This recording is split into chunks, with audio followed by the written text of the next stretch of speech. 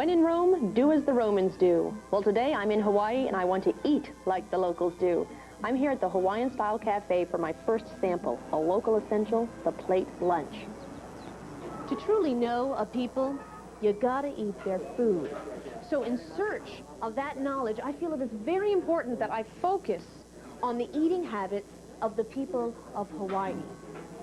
I also just want to eat. I love food. I love filet mignon. I love circus peanuts. I eat it all. But back to my research, the plate lunch.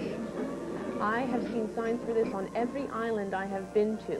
And I've chosen to have mine at the Hawaiian Style Cafe in Waimea on the Big Island. Why? Because it looks good. Here in Hawaii, the lunch of choice is plate lunch. The story of plate lunch and the reason for the cultural blending of cooking styles of Hawaiian cuisine really depends on who you ask.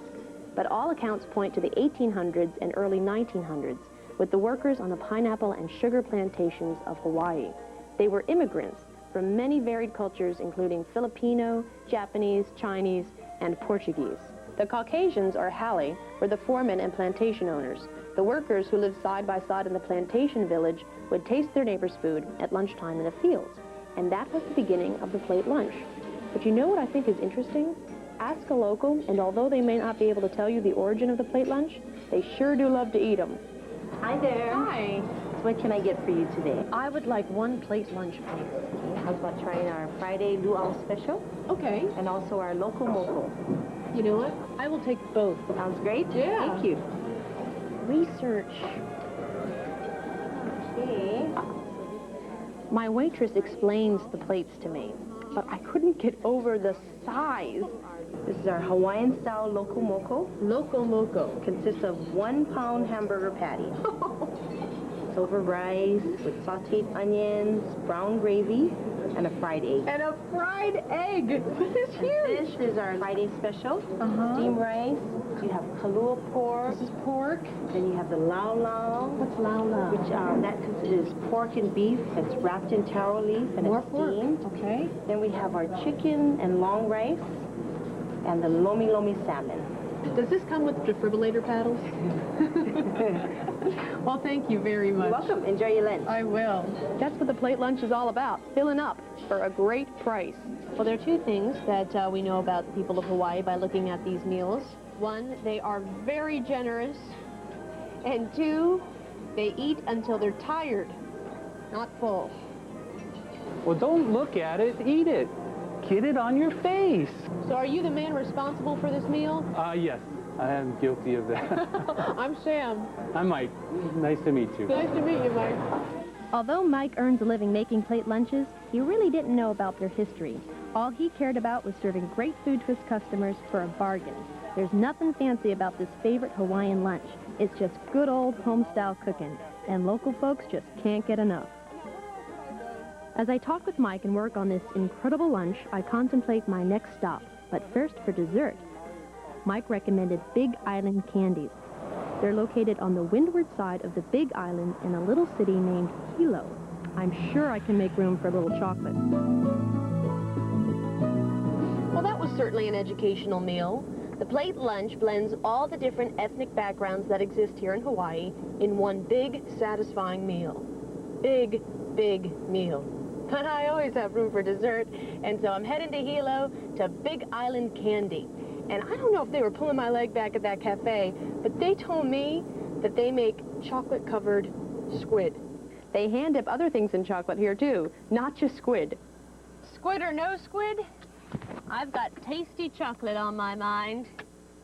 And at Big Island Candies, they're hand-dipped. Actually, what I'm talking about is aika. It's dried, chewy cuttlefish. This facility has 40,000 square feet of candy-making power. Samples! Aloha! Aloha! This whole company was started in 1977 by a man named Alan Ikawa. And he had to sell everything and persuade his family and friends to help him begin a small candy business. Can you imagine your dad coming home and saying, "Kids, we're starting a candy store"? Yes! Oh, here we go, DeKine's. We got chocolate dipped Lee Hing Wee. And, oh. I think this is the chocolate-covered squid. Hello, my name is Nelson. Is there anything I can help you with today? Is this chocolate-covered squid? Yes, it is. Why? Well, we try to dip whatever's unique and different and fun. And the luxury of having our own facility where we manufacture and have a gift shop, we can test things out and see how they do. How did this test out? Very well. In fact, out of this whole product line here, it's our best seller. Really? Yes, it is. Chocolate-covered squid. Yeah. Have you had it? Yes, I have. Do you like it? It's different. We have fun with it. And do you see my hands? Mm-hmm. Don't you think they'd be perfect chocolate dipping hands? I think they'll work. You think so? Yeah. Let's go give it a shot. All right. Just like in Willy Wonka. Oh, yeah. I'm Sam, your new chocolate dipper, by the way. Welcome, Sam. You ready to get all suited up and try your hands at dipping? Yes. Let's go.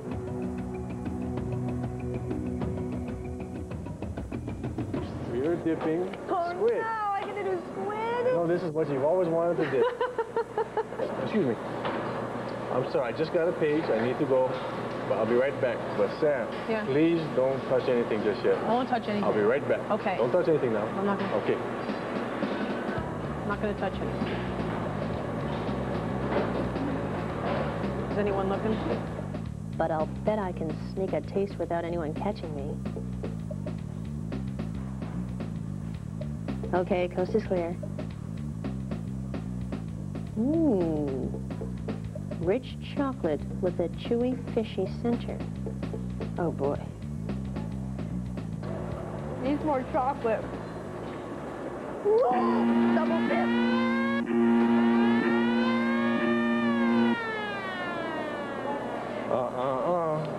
Sam, I don't think it's going to work out. I'm caught. Give me your gloves and your apron. You're done. And not a moment too soon. The chocolate is great, but when I get down to the squid part, I was glad it was time to go. Definitely an acquired taste. Nelson asks me for my gloves. I'm fired, and that's the end of my candy dipping career. I don't think they liked my hands-on approach back there, but Nelson felt sorry for me, and I got free chocolate.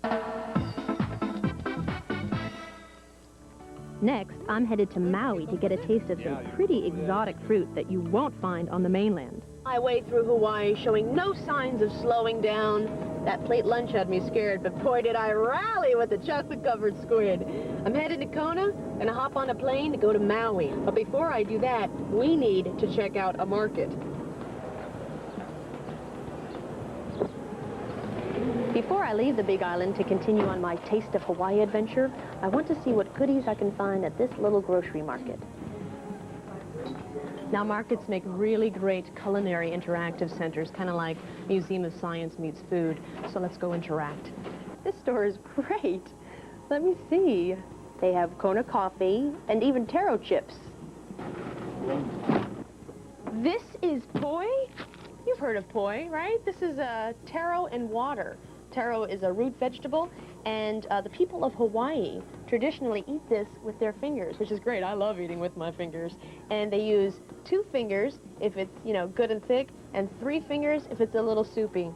This to me looks like a 3-finger one. You know, darn it. I think I forgot my coupon for poi.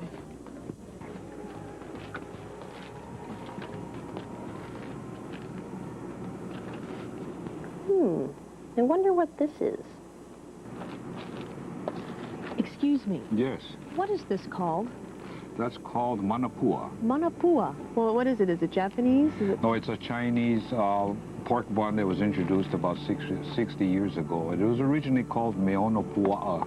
In Hawaiian, meono is bread, pua'a is pork, from pork bun. Are the different colors mean that it's different pork or different inside? Well, the different colors mean it's different inside, but that's a recent thing. Oh. Originally, they were all pork. Oh, so it's nouveau pork. That's correct. Do you like manapuas? Yes, I do. I eat them all the time. Can I buy you one? No, thank you. You sure? All right, thank you. I'm going to take the pink one because it matches my outfit. Sushi! All the stores in Hawaii have sushi right out on the counter because it goes that quickly. Got a little California roll and, oh no. Do you know what this is? This is Spam. Spam wrapped in rice and seaweed. Actually, I've been reading all about this. It's really great. Spam and Hawaii have a very close relationship. Come with me. Almost everything here in Hawaii had to immigrate. People, flora, fauna. Spam. This little can of spiced meat migrated during World War II when offshore fishing was prohibited. And because of the people of Hawaii's love of pork products, it thrived and flourished. I think I'm going to buy a can. Oh, that would be shoplifting.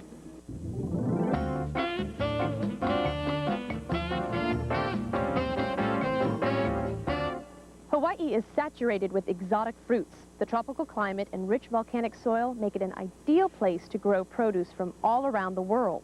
You've seen some of these fruits in your produce section, but they have remained a culinary mystery.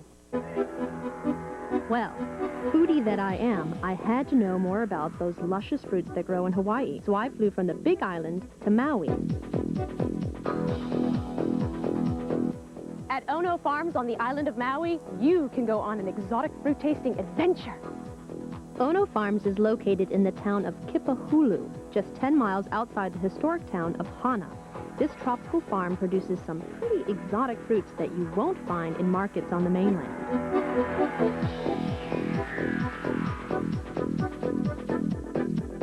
Chuck Borner and his wife run the 30-acre certified organic farm along with their kids, and they will take you around the grounds sampling their homegrown snacks.